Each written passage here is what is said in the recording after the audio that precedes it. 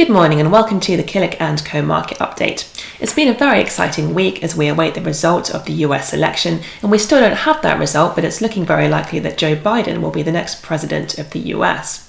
Last week we talked about how markets had been weak in the run-up to the election as investors feared a possibly unclear result. Well, now we have that unclear result, and yet markets have rallied since the votes started coming in. Let's take a look at the charts. Here we've got the S&P 500 and the Nasdaq Composite over the last 3 months. And we've chosen that shorter time horizon so we can really see the detail of what's happened in these indices over the last couple of days. And these charts are indexed, so they're looking at the percentage change.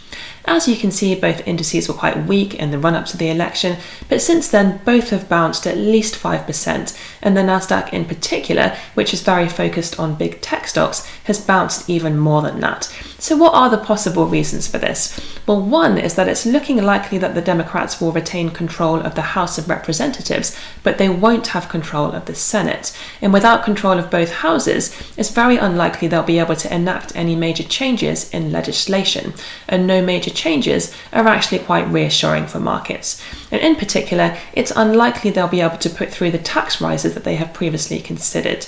And for the tech sector in particular, there had been concern that Joe Biden would appoint Elizabeth Warren to a senior role, and she's very much in favour of breaking up big tech, but without control of both houses, it's very unlikely that she would be able to do that. So over the last couple of days, we've very much seen a relief rally in big tech.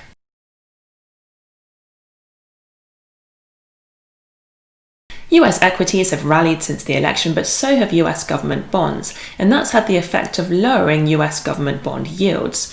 On the 3rd of November, the US government bond yield was 0.9%, and it has since fallen to 0.77%. And this is also because the Democrats are not expected to have control of the House and the Senate. And this means that Joe Biden is unlikely to be able to sign off the huge stimulus package that he was previously in favor of.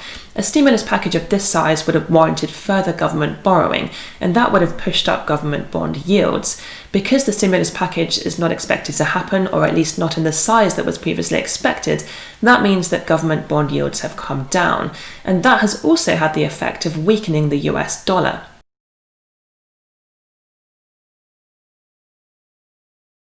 China's financial technology company Ant Group was expected to list on the Shanghai and Hong Kong stock exchanges this week, and it was expected to be the world's largest ever IPO, raising $37 billion.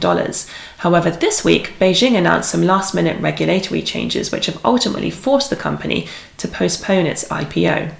Last month, the founder of Ant Group, Jack Ma, gave a speech in which he was highly critical of the Chinese regulator, and since then the regulator has really stepped up its oversight of the company, and that has ultimately led to the IPO being cancelled.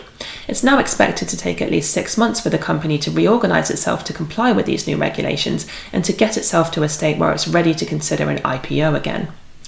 Moving on to have a look at next week, we've got results from McDonald's, from Chinese technology group Tencent, and from Walt Disney. That's it from us. Enjoy the weekend, and we'll see you next Friday.